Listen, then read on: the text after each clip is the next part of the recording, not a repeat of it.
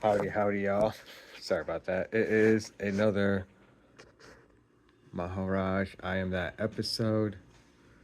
Uh, this is chapter 90. Surrender to your own self. You have to forgive. There's my kitty Sophia right here. She's right behind the. Kind of using her bed.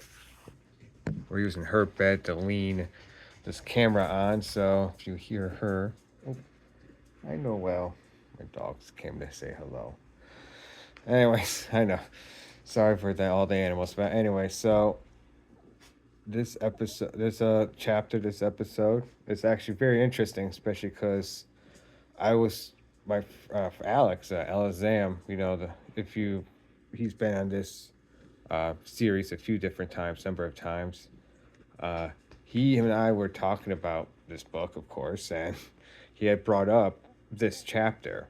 He didn't remember exactly what chapter it was. It just happened. It's just funny that happens to be like this chapter though, and we actually almost did this together yesterday, but things didn't work out, and we didn't have enough time. So that's all right though. But it's still I enjoy doing these chapters. I like doing them with him. I like them by myself. Whatever. This is all fun. It's all good. Um, Off the bat, very interesting. Like I said, I haven't noticed a lot of these where it was where they were talking to women, and so I think that was the last one or the one before that was the case, and I kind of made note of it because I found that interesting. And this is another case where it's another woman as well, and from America, so it's a Westerner as well. That's something to keep in mind. In fact, because there's a particular part that Alex and I were talking that he was talking about, and there's this point where she even asked, Nisargadatta Maharaj, if she asked, "Am I allowed to smoke in your presence? I know that it is not custom to smoke before a sage, or more so for a woman." And Maharaj pretty progressive, man. Especially got married because she is right. For that time, it was been very a woman smoking. Whoa, whoa. So, but very progressive of him. He's by all means smoke. Nobody will mind. We understand. And she said, then she says, I feel the need of cooling down. Maharaj, it is very often so with Americans and Europeans. After a stretch of sadhana, they become charged with energy and frantically seek an outlet. They organize communities, become teachers of yoga, marry, write books, anything except keeping quiet and turning their energies within to find the source of the inexhaustible power and learn the art of keeping it under control. So, which is a very interesting because I feel like I can relate to this. You know, I really do feel like in my personal life I relate to this phenomenon. It's kind of interesting. He kind of outs Americans and Europeans. I think maybe it's just because we don't have the cultural training and understanding of these particular energies and whatnot, like the Hindu culture does. Because you got to think about it, they've been dealing with this same religion, this same culture of spirituality for thousands of years in a way that we just haven't here in the West. So I just find that very interesting. And yeah, it's something. It's like this bigger socio thing that's being played out on a smaller individual level, and it's very and for my own life too, of course. So it's very interesting on that front. In general, everything else with this chapter, in terms of the context or anything interesting, um, I don't know. Like it's pretty much the same as you've been getting up through all this entire point. If you haven't been watching the other videos, like I said, I highly recommend you go watch all these videos.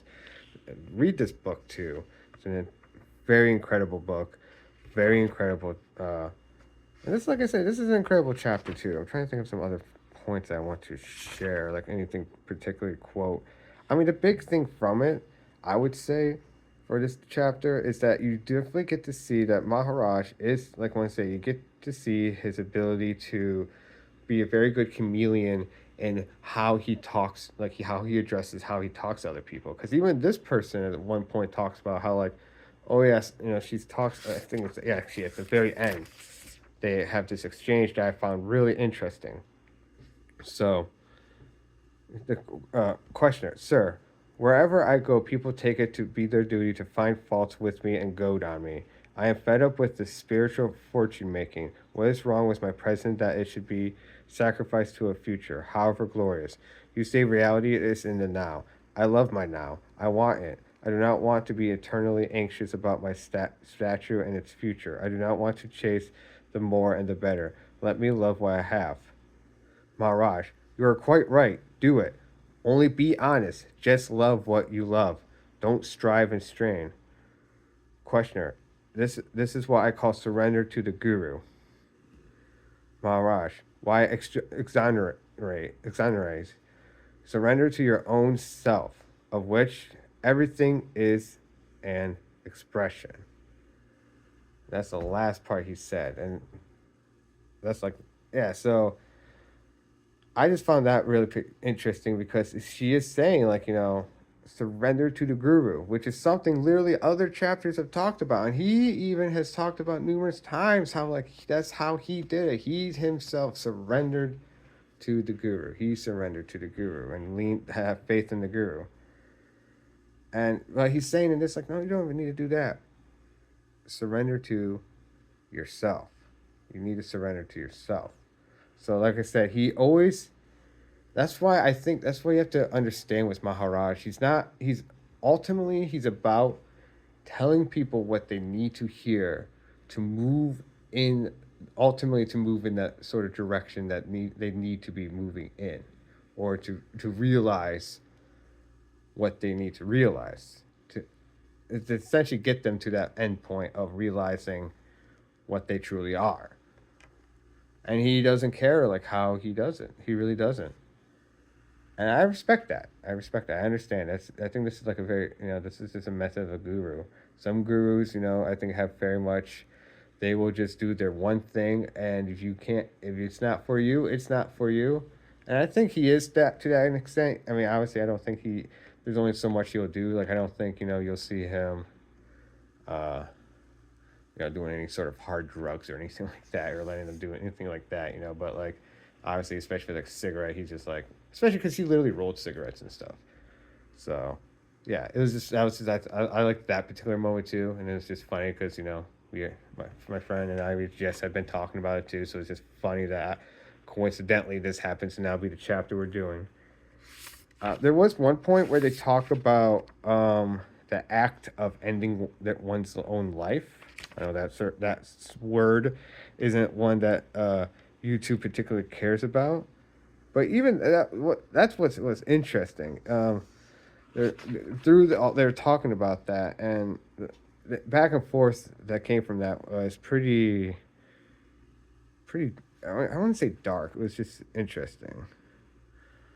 Um, so here's questioner. Oh no, I would not let myself suffer again. I would end myself. So you are not afraid to die. I am afraid of dying, not of death itself. Imagine the dying process to be painful and ugly. Maharaj, how do you know? It need not be so. It may be beautiful and peaceful. Once you know that death happens to the body and not to you, you just watch your body falling off like a discarded garment. I am fully aware that my fear of death is due to apprehension and not knowledge.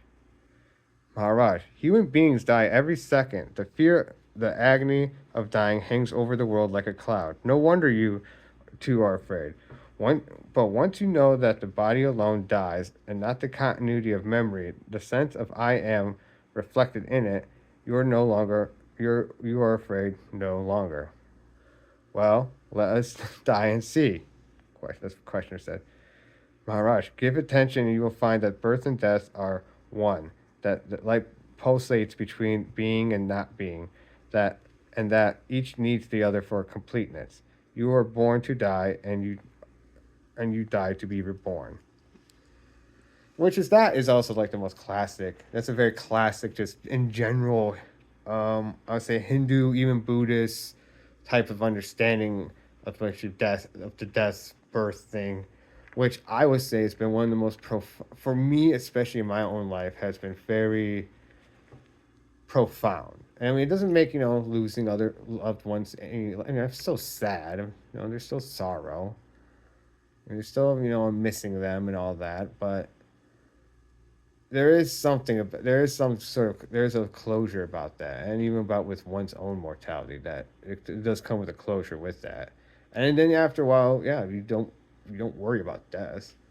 You're worrying about, after a while, you worry about focusing on that path towards full self realization, this full self, understanding of this a concept of I am, and like Maharaj even says, ultimately moving on beyond it, because even I am, as this conceptual I am, is but a lily pad, a stepping stone towards this thing beyond words, beyond comprehension, beyond you know the mind. So I think I'm just going to end it on there, so I just don't ramble for a while. So I hope you all have a pleasant, lovely day. Um, Hare Krishna, and peace, and yeah, Hare Krishna, and peace. Just peace be upon all y'all. I hope you all have a wonderful time. For my fellow Americans, hope you all have a wonderful 4th of July, and yeah, hope you just have a good one. Peace.